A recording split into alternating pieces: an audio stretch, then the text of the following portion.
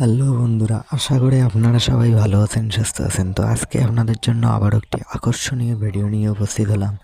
তো বন্ধুরা, ভিডিওটি টানাটানি না করে শুরু থেকে শেষ অবধি মনোযোগ সহকারে দেখতে থাকুন।